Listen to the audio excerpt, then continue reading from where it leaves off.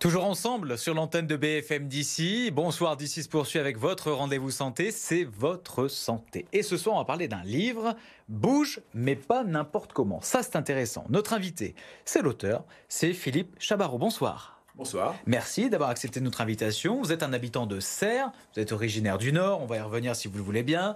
Ancien kinésithérapeute et ostéopathe, Oui. vous avez réussi à faire les deux. Auteur de ce livre, Bouge, mais pas n'importe comment. Et ce livre parle de la prophylaxie. J'ai bien prononcé ? Tout à fait. Dans les activités sportives les plus pratiquées, mais c'est quoi la prophylaxie ?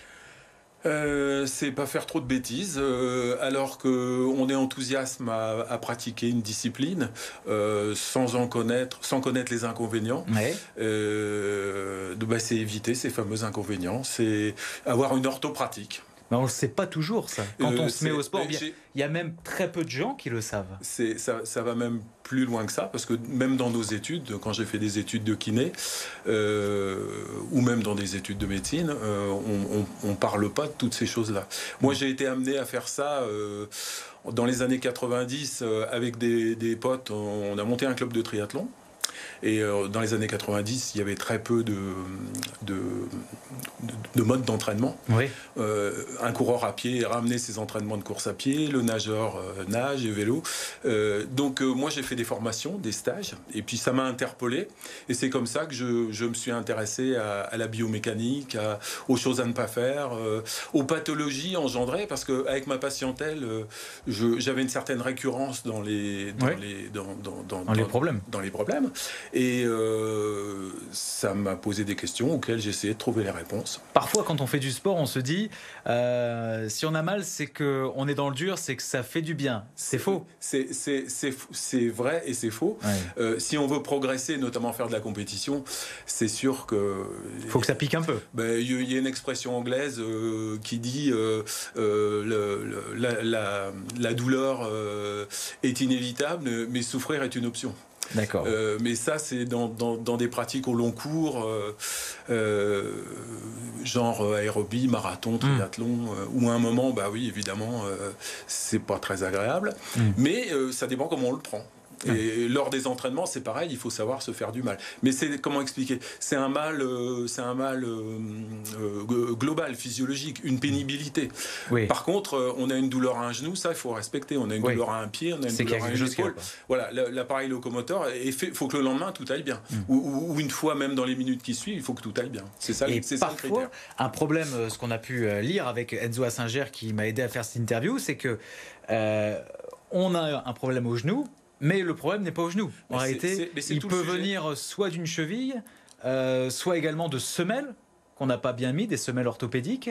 Donc, oui, mais ça, ce sont des facteurs parmi tant d'autres. Oui, il y en a énormément. Je prends l'exemple chez un cycliste, la cale de vélo mal réglée, mal adaptée, la hauteur de selle, enfin, il y a, le livre donne une multitude d'exemples. Ouais. En fait, j'ai essayé de traiter les problèmes rencontrés en termes biomécaniques et la cause de ce problème, et en fin de livre comment essayer d'y remédier. Alors le sport nous fait nous sentir bien grâce à des hormones. Expliquez-nous ça, vous en parlez dans cet ouvrage. Les hormones, comment ça se déclenche en nous? Comment on se sent bien grâce à ça? Les fameuses endorphines. Ouais. Ce qui a fait le débat chez certains psychiatres ou psychologues, où le sportif d'endurance serait à la recherche des endorphines. Je ne suis pas tout à fait d'accord. C'est pas aussi simple que ça. Je pense que c'est plus un problème évolutif qui nous oblige à bouger. Dans mon concept, ce serait plutôt, on va faire une pratique sportive. Évidemment, on va y retrouver un bien-être, même parfois des douleurs, mais a posteriori un bien-être. Et à mon avis, c'est plutôt cette recherche-là. C'est un peu pour nous obliger à bouger. Et une société industrialisée, on bouge de moins en moins. C'est pour ça que le sport est un bon moyen pour remédier à ce déficit. Puisque maintenant, on sait que le sport, c'est incontournable. Et est-ce qu'il y a une limite psychologique à l'exercice du sport? Est-ce que parfois il peut y avoir une barrière et est-ce que notre corps nous dit à un moment stop, faut plus y aller? Ou est-ce que la machine, on peut la pousser jusqu'au bout? J'ai déjà... mon dernier Embrunman, j'ai été ramassé à 21 km de l'arrivée. Vous n'avez pas pu le finir? Non, j'ai eu une hypomagnésie. Et là je me suis mis sur une chaise. Le SAMU m'a pris dans la position. Et tant que j'ai pas eu ma perf...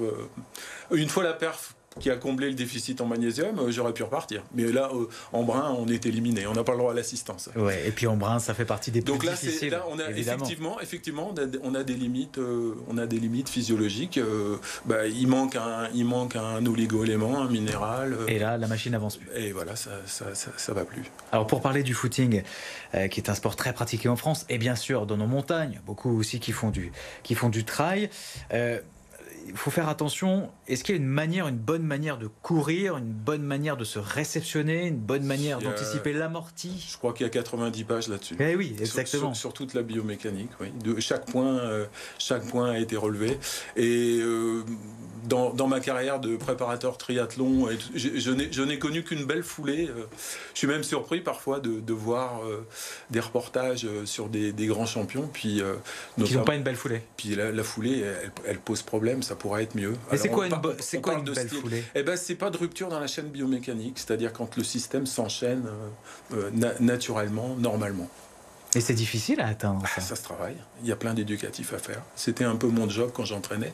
Ouais. Justement, quand je préparais mes gars, c'était avec cet objectif de tendre vers la meilleure pratique possible. Voilà. Vous parlez aussi beaucoup des étirements. Oui. Et ça, il y a des sportifs même beaucoup de sportifs qui ne s'étirent peut-être pas assez. C'est important. On a même des détracteurs du stretching. Ah oui. On a même des détracteurs, ouais. Ça tient en fait, souvent c'est parce que c'est mal fait. On a tendance à confondre les étirements d'autrefois. Moi, je suis un ancien gym. Mon entraîneur avait fait les Jeux Olympiques de Berlin. On était dans les appareils, on faisait la grimace, fallait tirer, on était à la limite de l'arrachement. Bon, ça ne se fait pas. C'est pas du tout. C'est pas ça. On est plus proche du yoga en faisant des étirements. Quand est-ce que vous les préconisez, les étirements? Avant l'exercice le lendemain? Si vous avez un problème lors d'une pratique sportive qui a été identifiée, vous commencez à faire votre stretching avant votre effort. Vous pratiquez, puis la douleur arrive, vous vous arrêtez, vous refaites votre stretching. En pratique, c'est le soir avant de se coucher. C'est la nuit que tout se remet. La nuit, notre corps se remet en état. Mais vous avez une biomécanique défectueuse. Une fois la toilette le matin faite, un relatif éveil musculaire, vous pouvez commencer à faire vos étirements si ça vous embête déjà au réveil. Donc, il n'y a pas de bon moment, c'est propre à chacun. Je donnais des fiches à mes patients avec les exercices. C'est un peu la synthèse de tout ça, le bouquin, en fait. C'est eux qui m'ont même poussé. Je suis dessus, ça fait 5-6 ans, et ça fait là 3 ans que je suis à la retraite, et ce sont eux qui m'ont dit, mais quand est-ce que vous faites Et maintenant c'est fait. Merci voilà, beaucoup. C'est fait, ouais. Merci à vous, Philippe Chabarot, d'avoir été notre invité. Je rappelle le livre, Bouge, mais pas n'importe comment. Vous habitez à Serres, et évidemment que c'est très intéressant et très important de bien courir. Et il n'y a pas que la course. On continue à parler de sport avec notre Zoom Santé et la région Provence-Alpes-Côte d'Azur qui a décidé de débloquer 40 millions d'euros pour la lutte contre le cancer. Un budget en augmentation car près d'un quart des décès des Provençaux sont liés au cancer. Le président de la région Sud Provence-Alpes-Côte d'Azur, Renaud Muselier, lance donc son deuxième plan cancer sur 5 ans de 2022 à 2027. Écoutez. Le cancer est une pathologie qui fait peur, qui se guérit, surtout si elle se dépiste. Et donc, je n'ai pas voulu mélanger. Je n'en ai jamais parlé pendant la campagne. Maintenant que nous sommes élus pour 6 ans, j'ai une perspective. On a doublé le plan cancer, donc on met 40 millions d'euros.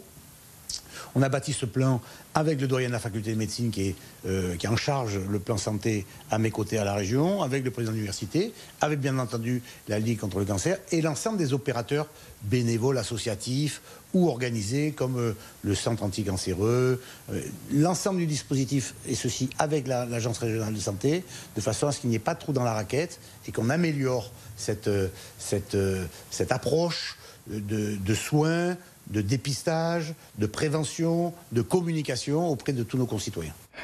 Voilà pour la réaction de Renaud Muselier. Terminons avec ces chiffres qui s'affichent sur votre écran. Évolution de l'épidémie hétérogène dans les Alpes du Sud. Alors qu'hier, la première phase d'allègement des contraintes sanitaires est entrée en vigueur, l'épidémie touche encore nos 2 départements. Dans les Hautes-Alpes, la situation s'améliore rapidement avec une chute du taux d'incidence de 22%. Ce n'est pas le cas des Alpes de Haute-Provence qui connaît encore une montée des cas de Covid. D'après le site Covid Tracker, augmentation de 9%. Vous restez bien à nos côtés. Ce rendez-vous est terminé, rendez-vous santé, mais on se retrouve la semaine prochaine pour un nouveau numéro, bien sûr.